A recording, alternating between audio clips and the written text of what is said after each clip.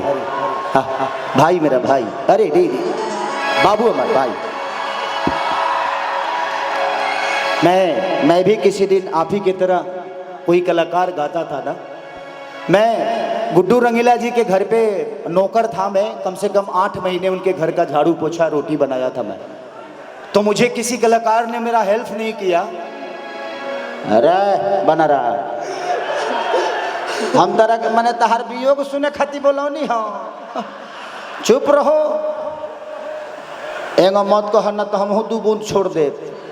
Emotional हम हई, रोइए मत। क्या नाम है आपका? संदीप यादव। अच्छा, ये तो खानदाने के निकल गई। बट भाई मैं अपने जात से ऊपर हो गया हूँ। कलाकार किसी जात का नहीं होता, उसका कोई धर्म नहीं, उसका कोई मजहब नहीं, उसका कोई सीमा नहीं। क्योंकि हम कलाकार हैं और हमारे अंदर अगर आकार आ गया तो फिर हम कलाकार नहीं रह जाएंगे। तो इसीलिए हमारी ज़िंदगी लोगों के लिए है, हर समाज के लोगों के लिए है, जिन्होंने हमें सुनकर, सिर्फ हमारे जाति के लोग ही हमें नहीं सुनते। हमारे जाति के लोग दिल में रखते हैं, कोई दिमाग में रखता है, कोई गुर्दा में रखता है, कोई फेफड़ा में रखता है। रखने वाले कहीं ना कहीं तो रखते हैं मुझे, चाहे वो दुश्मन हो या दोस्त। आप बहुत अच्छा नाच रहे थे मेरे साथ। तो हम तरह के कहे के जी कोनो समाधि लेवे खातिर बोलोले बनी कि जरत जवनिया के यहरा हो। बाबू तने चुनरिया दे बर हमारे कर 2 गोला होइए जाओ।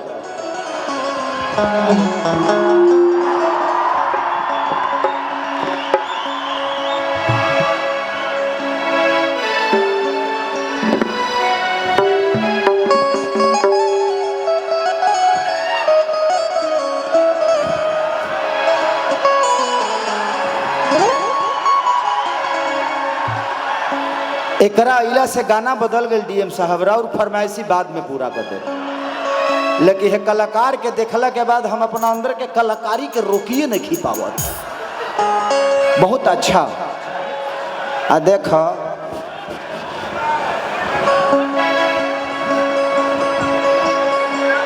अब हमनी के लौकी नहीं खे मिला तो का दिक्कत बा, हमनी के आपस में लड़ ले। देखिए लोग कहे कि जहाँ जिसन तहाँ तिसना ना करे तो मरद कैसा। अब ये बताई कि 20 आदमी घेर ले होखे ओ जी मरद बनबो तो फारिए न दिहा सा। ओ जी माफी मांग के हट जाए के बाद में फरियाव।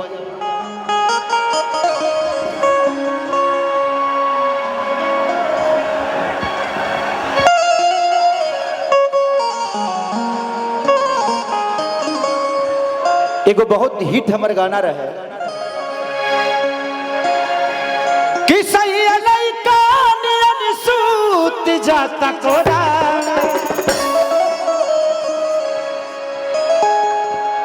ए सखे तहार तो ठीके मिलल बा, हमार गड़बड़ मिलल बा। तहार का करेला? बहुत करेला। ट्रैक्टर के जोतवैया है ना, ड्राइवर लगता। औरतिया कहतिया कि चढ़ल जवानी जोर भइल बा,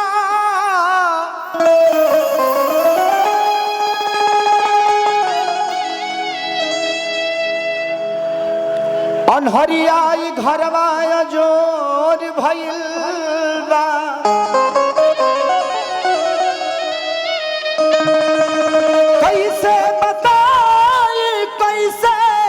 समझाई रे कि गोदी हमार लड़कोर भइल बा।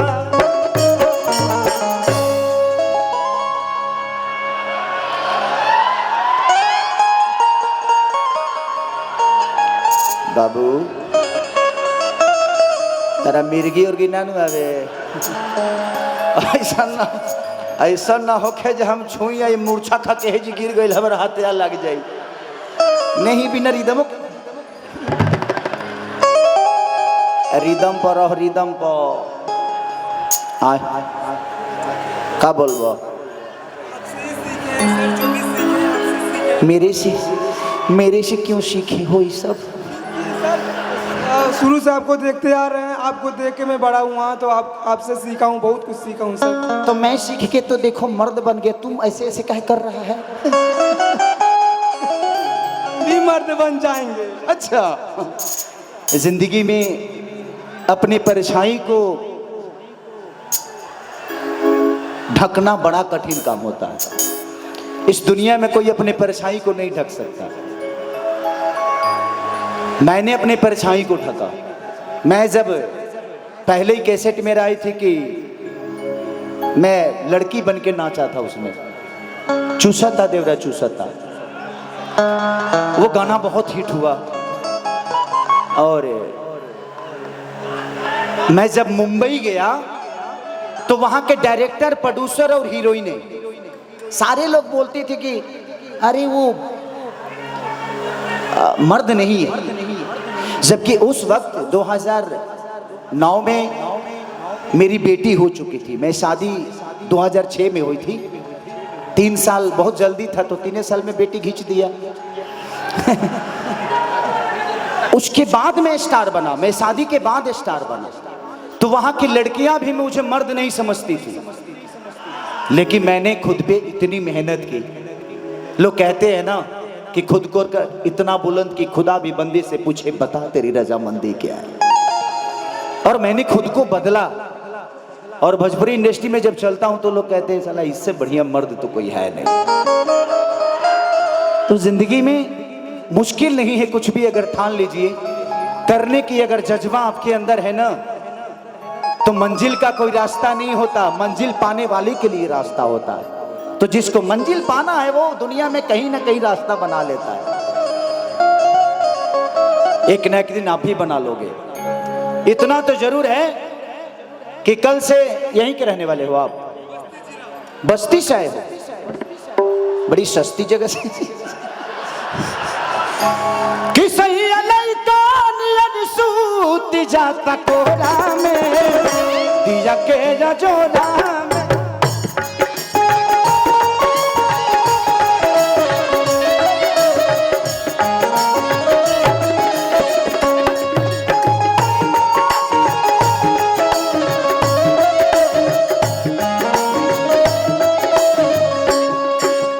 क्या करते थे साजना तुम हमसे दूर रह के, क्या करते थे साजना तुम हमसे दूर रह के।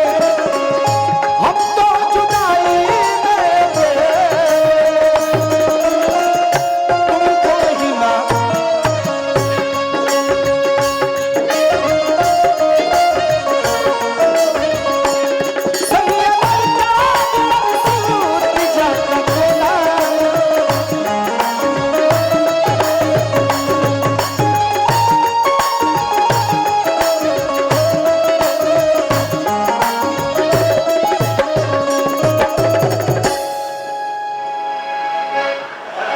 बिहल मेहरारू खानी नाच बाबू, ऐसा नाचो था कि मरद मर गइल बा।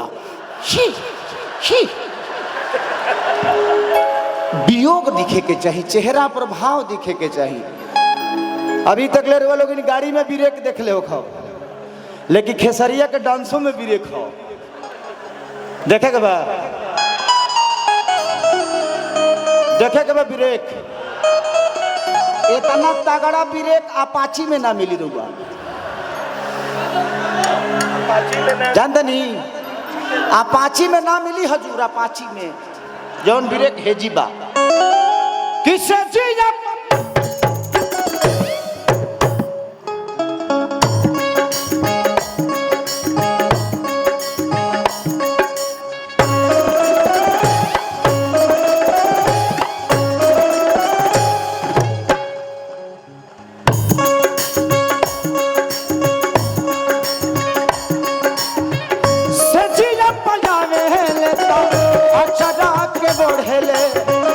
ओढ़ना बिछवना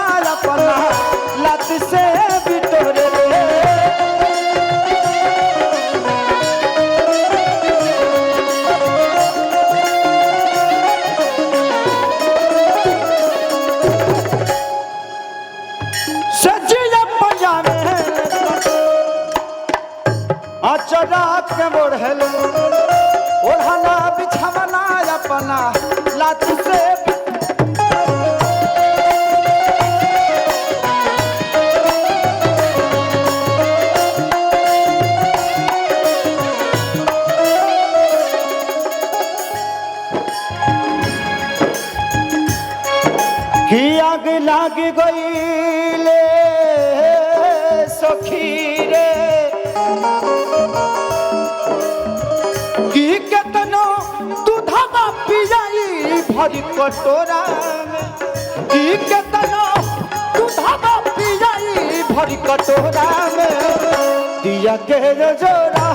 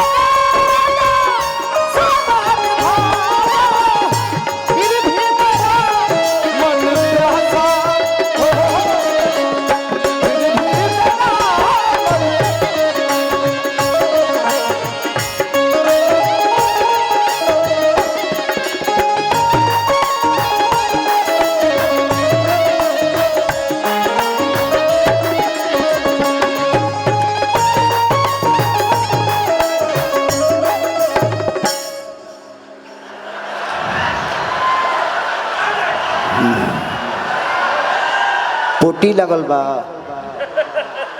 मतलब हेंगा हेंगा कहले हमको नहीं बेचैनी गैस तरह के जोड़ लगा देलस का और किया कहती या कि कृष्ण में दात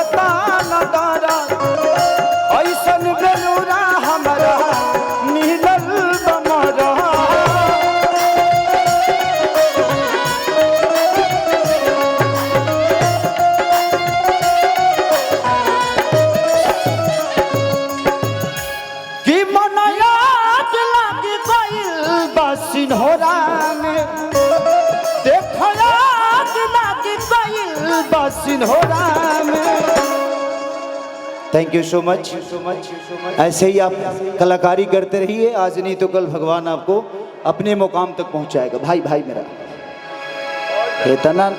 इतना ना नहीं हो जाला बाबू जो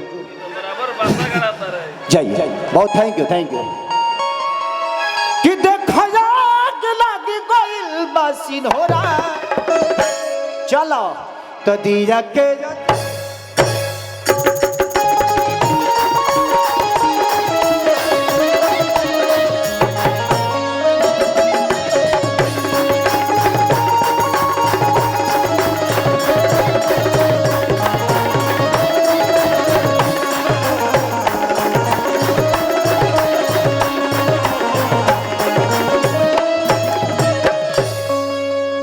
थैंक यू